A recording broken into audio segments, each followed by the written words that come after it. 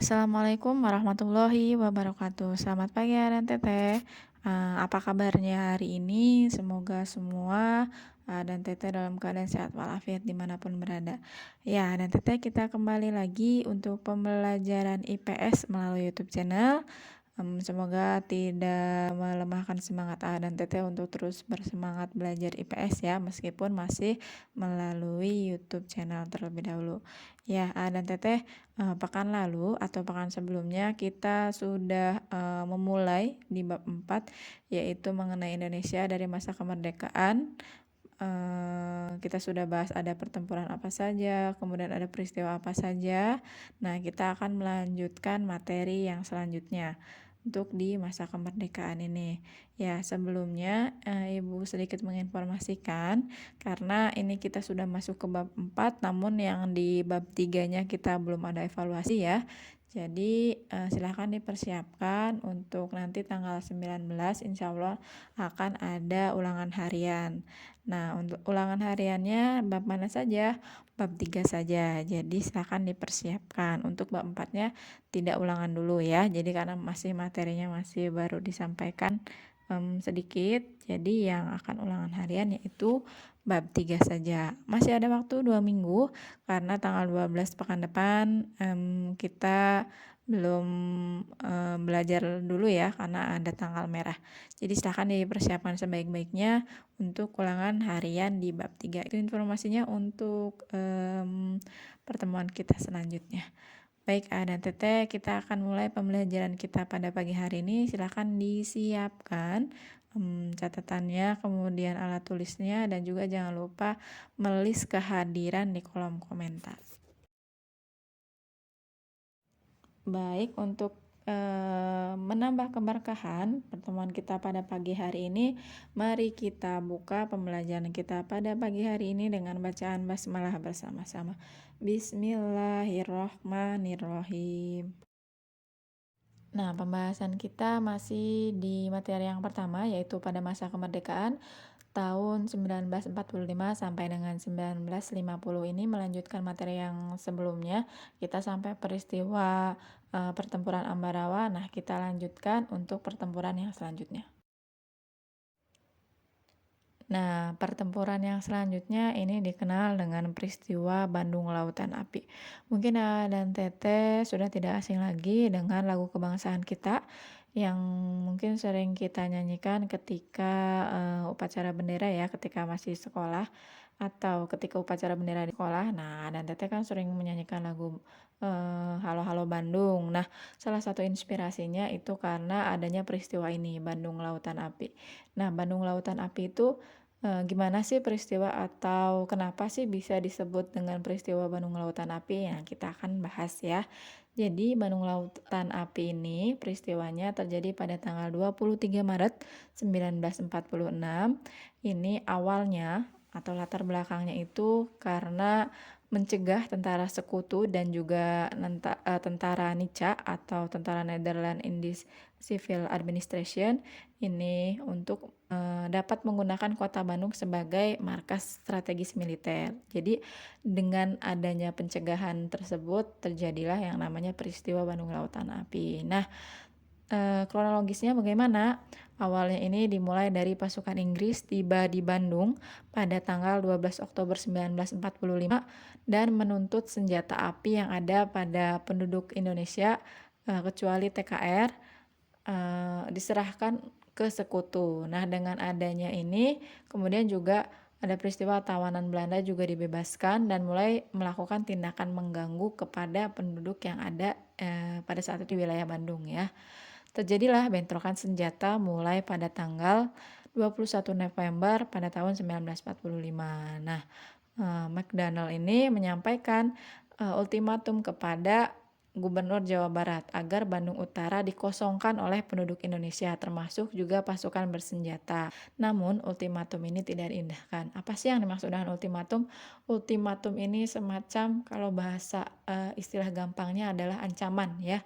Jadi ancaman atau peringatan yang dikeluarkan bangsa Belanda untuk warga negara Indonesia. Nah, kemudian Dikeluarkan lagi pada tanggal 23 Maret 1946 ini dikeluarkan ultimatum yang kedua untuk mengosongkan seluruh Bandung. Akhirnya pemerintah Indonesia khususnya dari pusat ya, ini meminta untuk dikosongkan agar tidak terjadi pertumpahan darah. Ini yaitu tadi karena tujuannya agar tidak terjadinya pertumpahan darah, pemerintah pusat ya sudah lebih baik mengosongkan saja, Bandung itu. Tapi TRI, pada saat itu mungkin namanya masih TRI ya, jadi kalau sekarang sudah berubah menjadi namanya TNI, nah dulu namanya adalah TRI. Akhirnya melakukan operasi namanya yaitu Bumi Hangus, dikomandani oleh Kolonel Abdul Haris Nasution, ini Komandan Divisi 3 TRI, untuk bisa melaksanakan operasi Bumi Hangus ini. Seperti dilihat di gambar ya, jadi banyak sekali api yang berkobar pada saat itu. Nah, akhirnya terjadilah peristiwa Bandung Lautan Api ini.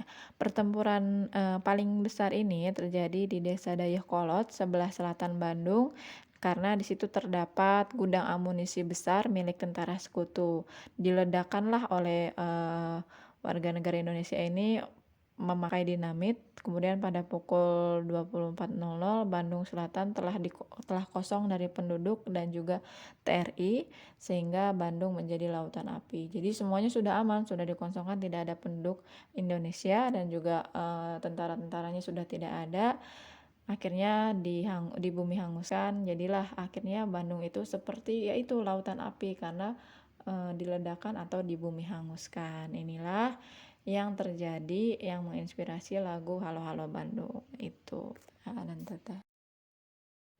Kita lanjut ke pertempuran yang selanjutnya. Pertempuran selanjutnya yaitu pertempuran Medan Area.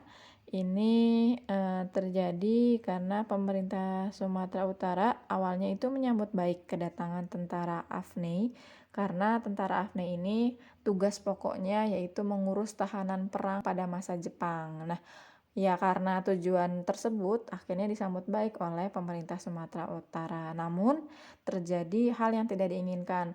Disambut baiknya bahkan sama pemerintah Sumatera Utara ini, tentara-tentara ini ditempatkan di hotel. Nah, terjadi insiden hotel di Jalan Bali, tepatnya di Medan. Namanya Jalan Bali ya, tapi masih di daerah Medan. Pada tanggal 13 Oktober 1945, penghuni hotel ini merampas dan menginjak-injak lencana merah putih yang dikenakan oleh seorang pemuda. Akhirnya marahlah pemuda juga yang ada di situ ya, yang ada di hotel tersebut. Kemudian terjadilah insiden bentrokan-bentrokan dan lain sebagainya. Nah, Inggris ini mengeluarkan ultimatum kepada Indonesia agar menyerahkan senjata kepada sekutu. Namun pada tanggal 1 Desember 1945, sekutu ini memasang papan tulisan yang bertuliskan Fixed Boundaries Medan Area, atau artinya yaitu batas resmi wilayah Medan di berbagai pinggiran kota Medan. Makanya dikenal dengan istilah Medan Area pada saat itu. Kemudian pada tanggal 10 Desember 1945, Sekutu Danica ini melancarkan serangan besar-besaran. Nah, pada bulan April 1946, Sekutu akhirnya berhasil menduduki kota Medan. Ini perjalanan yang sangat panjang terus berlangsung ya untuk gencatan senjata ini. Yang selanjutnya yaitu serangan umum 1 Maret 1949. Serangan umum ini dilaksanakan bertujuan untuk menunjukkan kepada dunia internasional bahwa Republik Indonesia ini masih cukup kuat untuk mempertahankan kemerdekaan, meskipun pada saat itu ibu kotanya telah diduduki oleh Belanda. Nah, serangan umum 1 Maret ini dilakukan oleh pasukan TNI dari Brigade 10 di bawah pimpinan Letkol Soeharto, tapi setelah mendapatkan persetujuan dari Sri Sultan Hamengkubuwono IX. Nah, pasukan TNI ini menyusup ke dalam kota dalam jumlah kecil. Kemudian pada pagi harinya, pada tanggal 1 Maret 1949, pada pukul 6, waktu sirine berbunyi, tanda jam malam telah berakhir. Jadi biasanya kalau misalnya jam malamnya sudah berakhir, biasanya suka ada sirine gitu kan. Nah, ini mereka, para pasukan TNI ini melancarkan serangan umum. dari segala penjuru kota. Nah, dengan adanya taktik tersebut, Belanda ini tidak menduga dan akhirnya TNI berhasil memukul mundur pasukan Belanda keluar dari Yogyakarta.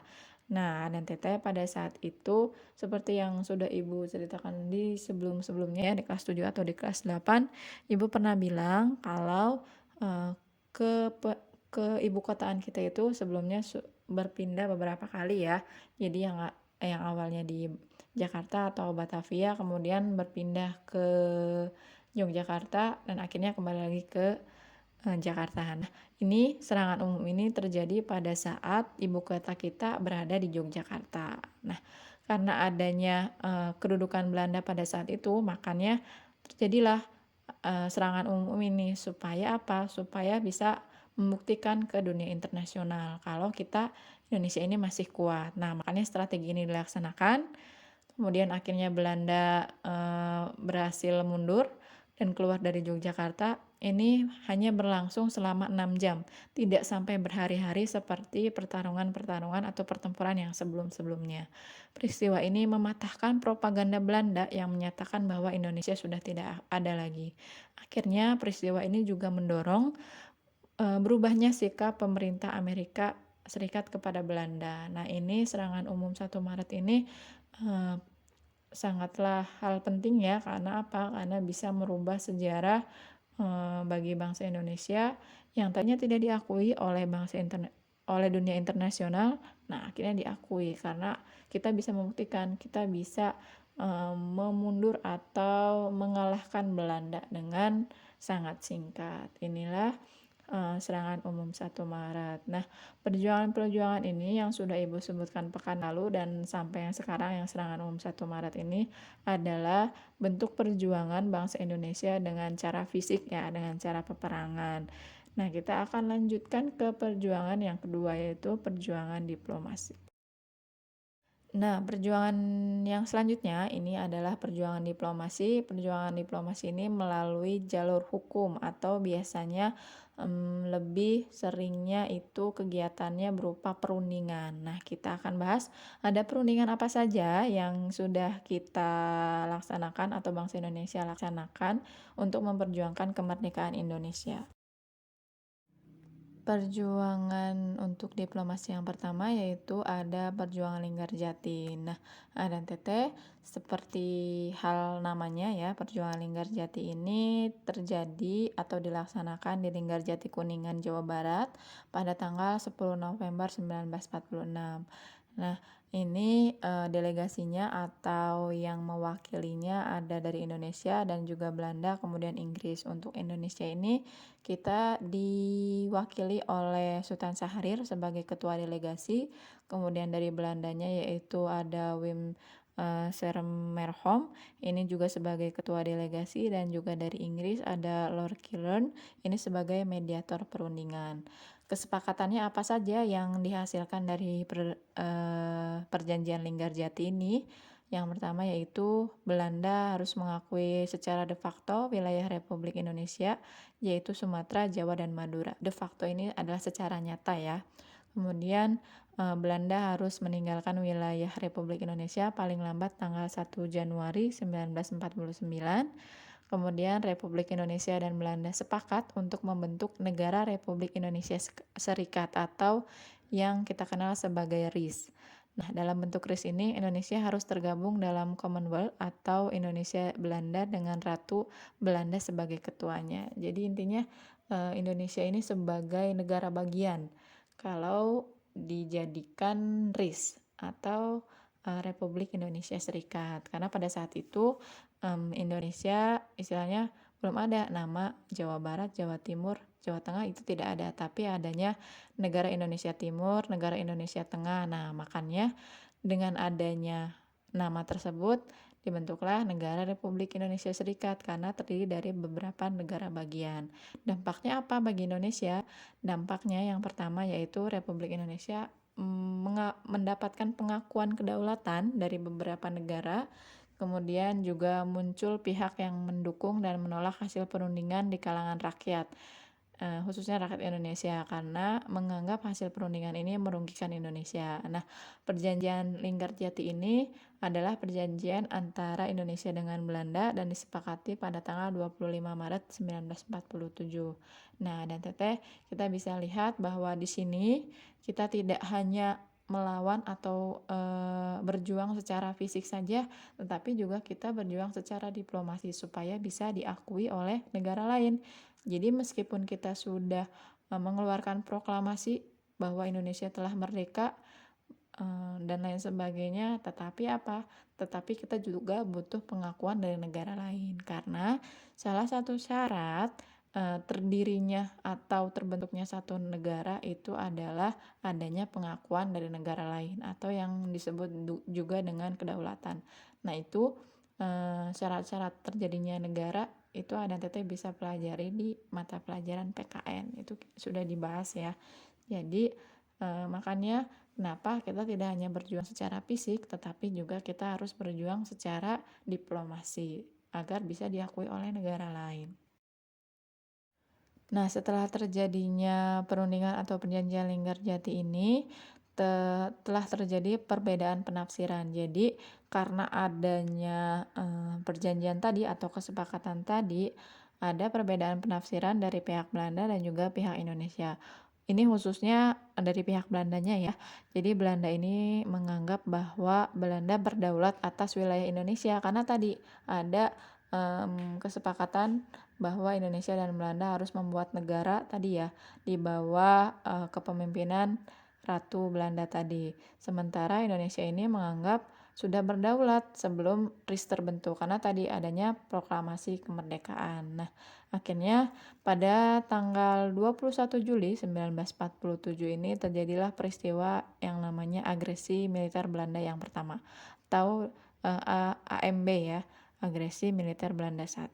Nah, dengan adanya peristiwa agresi militer ini adalah peristiwa gencatan senjata yang dilakukan oleh Belanda secara terang-terangan, kemudian secara mendadak dan tidak istilahnya tidak ada hal itu harusnya tidak dilakukan oleh pihak Belanda karena apa? Karena kita sudah melakukan perjanjian di Linggarjati tersebut. Tetapi Belanda ini tidak puas dan semena-mena akhirnya melaksanakan peristiwa agresi militer Belanda itu. Nah, Belanda ini berhasil menguasai Jawa Barat, kemudian sebagian Jawa Tengah sebelah utara, sebagian Jawa Timur, Madura, dan juga sebagian Sumatera Timur. Dan akhirnya dengan adanya AMB ini, pasukan TNI melancarkan taktik gerilya supaya apa? Supaya tidak kalah dari pihak Belanda. Nah, dengan adanya agresi militer Belanda ini, makanya terjadilah yang namanya perjanjian yang kedua. Perjanjian yang kedua itu apa? Kita simak baik-baik. Yang kedua ini yaitu perundingan Renville atau perjanjian Renville. Ini latar belakang kenapa bisa terjadinya perjanjian yang kedua atau perjanjian Renville ini. Karena pada saat AMB atau agresi militer 1 mendapat reaksi keras dari dunia internasional khususnya PBB. Karena apa? Karena PBB ini melihat kok Belanda seenaknya mengadakan agresi militer itu. Nah, akhirnya PBB membentuk Komisi Tiga Negara atau KTN. Nah, KTN ini terdiri dari beberapa negara. Nah, negaranya ini dipilih oleh kedua belah pihak yaitu antara Indonesia dengan Belanda. Nah, negaranya mana saja? Negaranya yang pertama yaitu ada Australia. Australia ini dipilih oleh Indonesia dan akhirnya yang mewakilinya yaitu Richard Kirby. Untuk yang selanjutnya yaitu negara Belgia. Nah, ini dipilih oleh Belanda. Yang memimpinnya itu adalah Paul van Zielen. Kemudian yang ketiga yaitu Amerika Serikat. Amerika Serikat ini dipilih oleh kedua negara yaitu Indonesia dan Belanda. Yang mewakilinya yaitu Frankfurt Graham. Nah, ini perundingan Renville itu dilaksanakan di atas kapal Angkatan Laut Amerika Serikat atau USS Renville namanya, yang pada saat itu berlabuh di Teluk Jakarta sehingga dijadikan tempat perundingan. Makanya namanya perjanjian atau perundingan Renville. Nah, di perundingan Renville ini, dari delegasi Indonesia itu diwakili oleh Amir Syarifuddin sebagai ketua delegasi, kemudian ada Belandanya oleh Abdul Qadir Wijoyo Atmojo ini sebagai ketua delegasi, kemudian KTN-nya tadi ya, atau Komisi Tiga Negaranya sebagai mediator perundingannya tadi, seperti yang sudah disebutkan ada Frank Porter Graham, kemudian ada juga Richard Kilby. Nah, perundingan Renville atau perjanjian Renville ini menghasilkan kesepakatan yang pertama yaitu menghentikan tembak-menembak, kemudian juga Belanda hanya mengakui Jawa Tengah, Yogyakarta, dan Sumatera sebagai bagian wilayah Republik Indonesia. Nah, ini bisa dilihat ya, dan teteh. Jadi Belanda hanya mengakui Jawa Tengah, Yogyakarta, dan Sumatera saja. Itu pun Sumatera hanya sebagian sebagai wilayah Republik Indonesia. Kemudian disetujuinya sebuah garis demarkasi yang memisahkan wilayah Indonesia dan daerah pendudukan Belanda. Yang selanjutnya yaitu TNI harus ditarik mundur dari daerah-daerah pendudukan Belanda di Jawa Barat dan di Jawa Timur. Kemudian yang terakhir yaitu Belanda bebas menentukan negara federal yang didudukinya dengan melalui masa peralihan terlebih dahulu. Ini kesepakatan yang terjadi di perundingan Renville. Dampaknya apa? Dampaknya wilayah Indonesia ini semakin sempit dan dikelilingi oleh wilayah-wilayah yang dikuasai Belanda. Jadi di sini A dan Teteh bisa lihat sendiri ya bahwa di perundingan Renville pun padahal kita sudah ada mediatornya dari pihak PBB langsung. Tetapi kesepakatan ini masih tetap merugikan bangsa Indonesia. Setelah perundingan Renville ini, yang terjadi adalah Belanda tetap ingkar. Kemudian pada tanggal 19 Desember 1948, Belanda tetap melancarkan agresi militer. Ya, akhirnya disebut dengan agresi militer Belanda yang kedua. Nah, kemudian Belanda juga berhasil menduduki ibu kota Republik Indonesia pada saat itu di Yogyakarta, dan para pemimpin seperti R. Soekarno, kemudian Muhammad Hatta ini ditangkap dan diasingkan ke Bangka. Kemudian dengan adanya hal tersebut, tetapi Indonesia juga tidak mau kalah ya. Indonesia sudah melakukan siasat sebelumnya dengan melaksanakan atau membentuk pemerintahan darurat Republik Indonesia. Pada saat itu disingkat jadi PDRI. Nah, PDRI ini berpusat di Sumatera Barat dan diketuai oleh Syafruddin Prawira Negara. Jadi secara tidak langsung Syafruddin Prawira Negara ini pada saat itu menjabat kepala negara yang sementara untuk menggantikan IR Soekarno pada saat itu yang diasingkan. Nah, dibentuk juga pasukan perang gerilya yang dikomandani oleh Jenderal Sudirman, dan agresi militer Belanda yang kedua ini dapat digagalkan oleh PDRI atau Pemerintahan Darurat Republik Indonesia, sehingga terjadilah perundingan atau perjanjian yang ketiga. Nah, yang selanjutnya itu perundingan yang ketiga. Di perundingan ketiga ini namanya adalah perundingan atau perjanjian Rumroyen. Dari delegasi Indonesia itu ada Mr. Muhammad Rum, ini sebagai ketua delegasi. Kemudian dari Belandanya ada Dr. J.H. van Rooyen sebagai ketua delegasi. Dan dari uncinya itu ada Merle Cochran, ini sebagai mediator perundingan. Nah, kenapa disebut perundingan Rumroyen itu ya karena mengambil nama ketua delegasi dari Indonesia dan juga Belanda. Hasil kesepakatannya ini yang pertama dari pihak Indonesia menyatakan kesediaan untuk menghentikan perang gerilya. Kemudian juga bekerja sama dalam mengembalikan perdamaian dan menjaga ketertiban keamanan. Kemudian turut serta dalam konferensi meja bundar di Den Haag. Jadi setelah perundingan Rumroyen ini tidak berhenti di perundingan Rumroyen saja, tetapi juga ada konferensi meja bundar. Ini perjanjian yang terakhir ya untuk perjuangan diplomasi. Nah, pihak Belanda menyatakan kesediaannya untuk menyetujui kembalinya pemerintahan Republik Indonesia ke Yogyakarta. Ini karena apa? Karena tadi yang pertempuran atau serangan umum 1 Maret di perjuangan dalam bentuk fisik. Karena adanya serangan umum 1 Maret ini kan tadi menyebabkan Belanda itu akhirnya mundur ya, atau keluar dari Yogyakarta. Nah, ini hasilnya yaitu di perundingan Romroyan. Akhirnya menyetujui kembalinya pemerintahan Republik Indonesia dan menjamin penghentian gerakan militer dan membebaskan tahanan politik. Kemudian juga tidak akan mendirikan negara yang ada di daerah sebelum tanggal 19 Desember 1948. Dampaknya apa bagi Indonesia?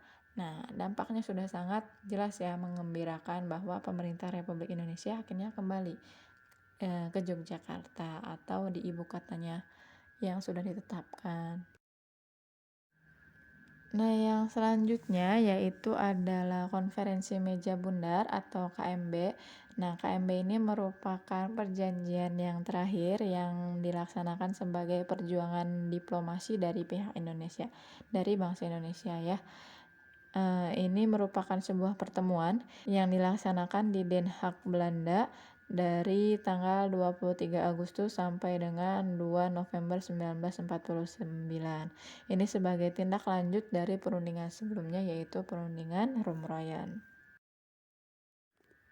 Nah, di konferensi meja bundar ini delegasi dari Indonesia sebagai ketuanya ada Muhammad Hatta, kemudian dari pihak Belandanya ada J.H. van Marsheven ini sebagai ketua delegasi, kemudian dari BFO-nya atau Bijenkorps for Federal Overleg ini ada Sultan Hamid II sebagai ketua delegasi dan juga dari uncinya yaitu Churchley ini sebagai ketua delegasi juga. Nah, konferensi meja bundar ini mendapatkan atau menghasilkan kesepakatan yang pertama yaitu Belanda mengakui RIS atau Republik Indonesia Serikat sebagai negara yang merdeka dan berdaulat. Kemudian pengakuan kedaulatan dilakukan selambat-lambatnya tanggal 30 Desember 1949. Yang selanjutnya yaitu masalah Irian Barat akan diadakan perundingan lagi dalam 1 tahun setelah pengakuan kedaulatan RIS. Dan antara RIS dan Kerajaan Belanda akan diadakan hubungan Uni Indonesia Belanda yang diketuai oleh Belanda. Yang terakhir yaitu RIS atau Republik Indonesia Serikat harus membayar semua utang Belanda sejak tahun 1942. Ya, dampaknya bagi Indonesia apa? Dampaknya yang pertama yaitu Belanda mengakui kemerdekaan Republik Indonesia Serikat.